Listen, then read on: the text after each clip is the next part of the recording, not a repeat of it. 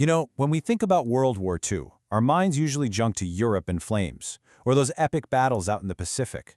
But there's a crucial chapter of that story, one that's often overlooked, and it happened a lot closer to home.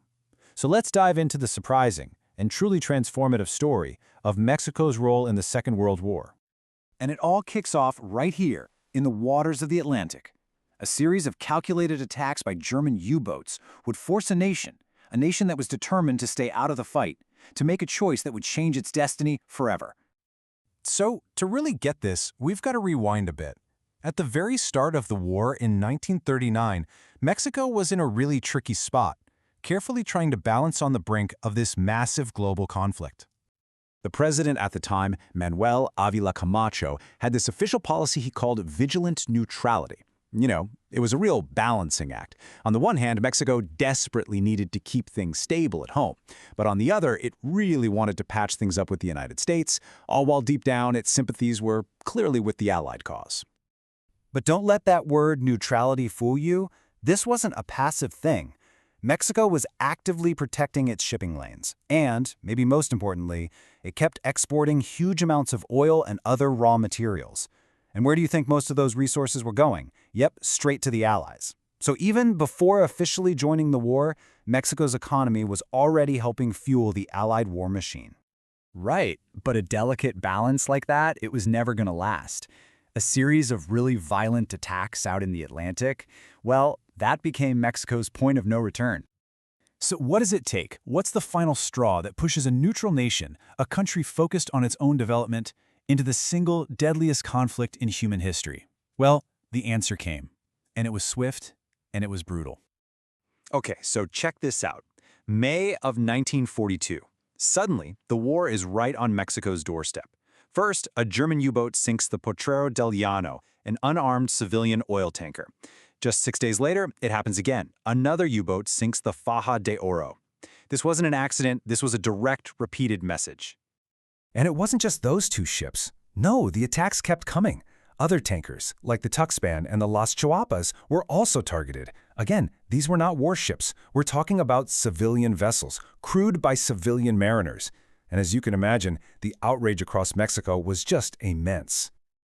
And that outrage, that was exactly what President Ávila Camacho needed. On June 1st, 1942, he declared a state of war against the Axis powers, siding with the democratic nations against what he called the totalitarian offensive. Neutrality, it was officially over. Okay, so declaring war is one thing, but how do you actually fight in it? Well, Mexico's answer came in the form of this elite, all-volunteer air squadron that would go on to make history. The Aztec Eagles.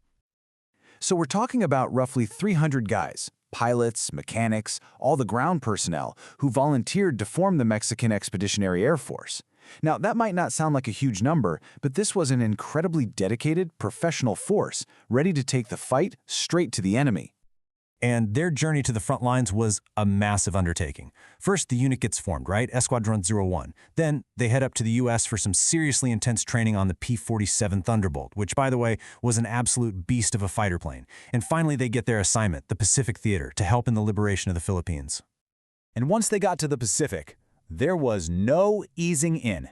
They were thrown right into the thick of it. And we're not just talking about classic dogfights here. They were doing everything, providing critical air support for the soldiers on the ground, bombing enemy targets, and flying dangerous patrols deep in enemy territory. So get this, during their deployment, the squadron flew more than 59 combat missions. In a pretty short amount of time, they proved just how skilled and courageous they were. They earned a ton of respect from their Allied counterparts and became this powerful symbol of Mexico's commitment to the war. But hey, the story of Mexico in WWII isn't just about one heroic fighter squadron, as amazing as they were. Back home, the war was kicking off this huge transformation, changing the country's entire economy and its society. Just take a look at these numbers. The United States is going into full-on total war mode, and suddenly its demand for, well, for everything just explodes. And Mexico? Mexico steps right in to fill that gap. Industrial production just skyrockets. We're talking about a 50% jump in just a few years. And this boom? It planted the seeds for what became known as the Mexican Miracle, a period of incredible economic growth. Meanwhile, as American men were heading off to factories and the front lines, a huge problem popped up in the U.S., a massive labor shortage on farms. The solution? The Bracero Program. It started during the war, but would eventually lead to a mind-boggling 4.6 million contracts for Mexican laborers to come work in the States. Now, on paper, the Bracero Program was framed as this patriotic duty, right? A way to support the Allied war effort. But for the millions of men who actually lived it, the reality was often a whole different story. We're talking grueling work, really low pay, and just widespread harsh discrimination. It's a really complex and, for many, a painful legacy. All right, so let's put it all together. You've got the Aztec Eagles fighting in the skies, a full-blown industrial revolution happening on the ground, and this huge wave of workers crossing the border. Let's pull all those threads together and see how this war literally reshaped Mexico for good. Let's kind of do a balance sheet here. On the military front, the Aztec Eagles earned Mexico international respect and helped create a more professional military. Economically, the war lit the fuse for the Mexican miracle and built a new industrial base. And socially, the Bracero Program completely changed the dynamic of migration with the U.S., something we're still seeing the effects of today.